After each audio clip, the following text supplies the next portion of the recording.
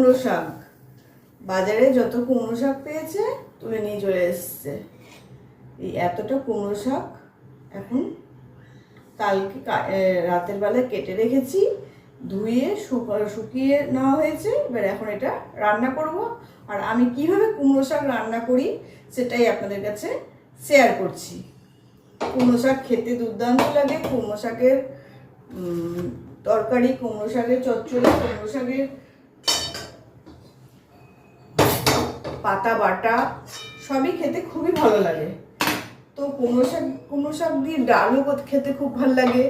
তো আজকে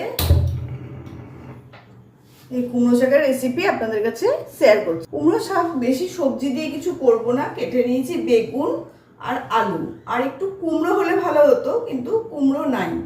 কুমড়ো, ঝিঙে এই সমস্ত দিয়েও করলে ভালো হতো, কিন্তু আমি আজকে শুধু করছি বেগুন দিয়ে। আলুটাও ভাবছি দেবো না।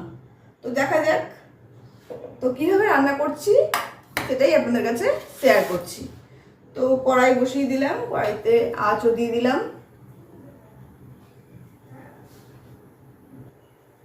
কড়াইতে দিয়ে দিচ্ছি সর্ষের তেল।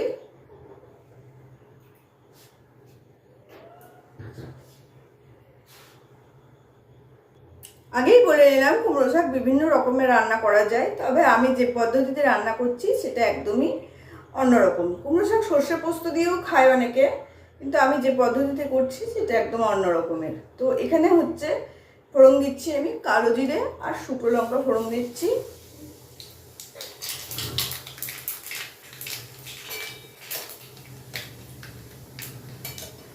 ফোড়নটা চুটপুট করলে ছেড়ে দিচ্ছি বেগুন।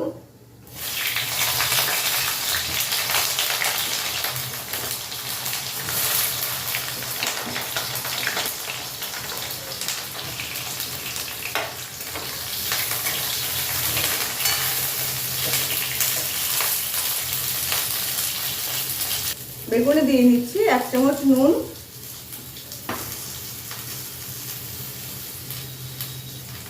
হলুদ। এবার দিয়ে দিচ্ছি ডাঁটাগুলো।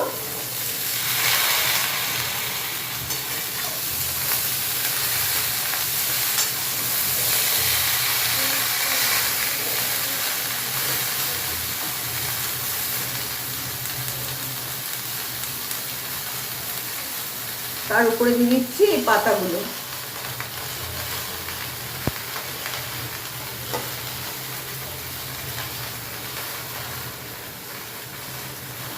দেখছেন বাজারে সব কুমড়ো শাক নিয়ে এসছে।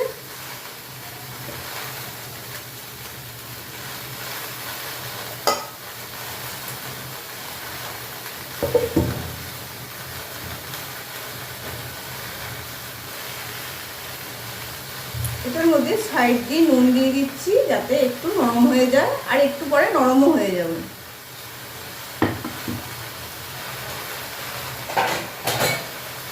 আর ঢাকা দিয়ে দিচ্ছি।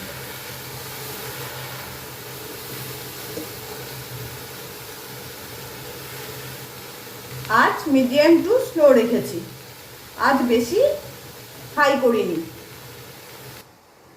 অনেকটাই বসে গেছে। দিয়ে দেবো 5-6টা কাঁচা লঙ্কা, আর একটু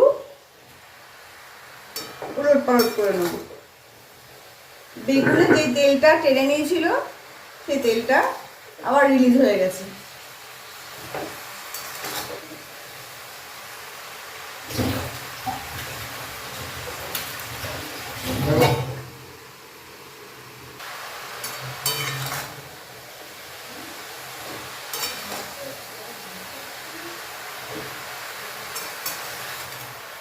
কতখানি সাবডা ছিল, কতটুকু হয়ে গেল।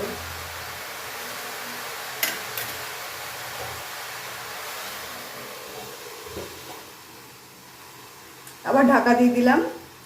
আঁচ ওই মিডিয়াম টু স্লোতেই আছে। কুমড়ো শাক একদমই সেদ্ধ হয়ে গেছে, ডাঁটাগুলো পাতাও নরম হয়ে গেছে একদম। তো এখানে আমি এখন দিচ্ছি কালো জিরে আর গোলমরিচ বাটা। আমি বললাম যে কুমড়ো শাকটা একদম আলাদা পদ্ধতিতে করব, তো এখানে আমি দিচ্ছি কালো জিরে অন্তত 3 চামচের কাছাকাছি কালো জিরে আর 8-10টা গোলমরিচ। তো এই সবটা দেবো না, একটু রেখে দেবো, কারণ কুমড়ো পাতা বাটাও করবো। তো আপনারা এখানে এই কুমড়ো শাকের আন্দাজ অনুযায়ী কালো জিরাটা দেবেন। আমি এতটুকু দিচ্ছি কালো জিরে,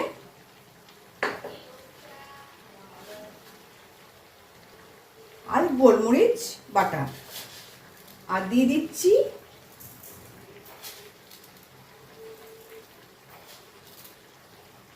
এই 3 চামচের কাছাকাছি একটু মিষ্টি।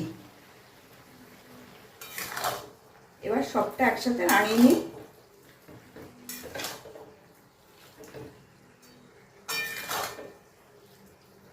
এখানে গোলমরিচটা দিয়ে দিলাম, এটাতে এত সুন্দর একটা গন্ধ হবে, ফ্লেভার দেবে, আর এত ভালো লাগবে খেতে, কি বলবো। এইভাবে লাউ শাকও খেতে খুব ভালো লাগে। আর সবজি দিয়ে, বড়ি দিয়ে আরেক রকম ভাবেও করা যায়, সেটা আবার আলাদা হয়ে যায়।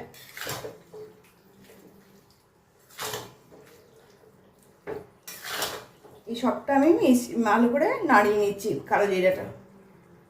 তো এখানে কুমড়ো শাক কমপ্লিট। আমি ভালো করে কালো জিরা বাটা এই গোটা সবজিটাতে নাড়িয়ে নিলাম।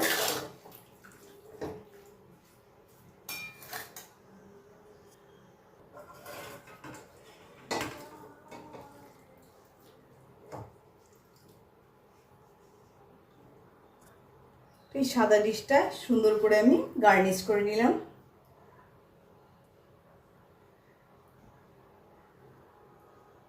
এইভাবে আপনারা এই রেসিপিটা ট্রাই করে দেখবেন, খেতে সত্যি খুব ভালো লাগে। এই কালো জিরার গন্ধটা এই শাকের মধ্যে মিশে গিয়ে এত সুন্দর ফ্লেভার দেয়, আর এত সুন্দর খেতে লাগে।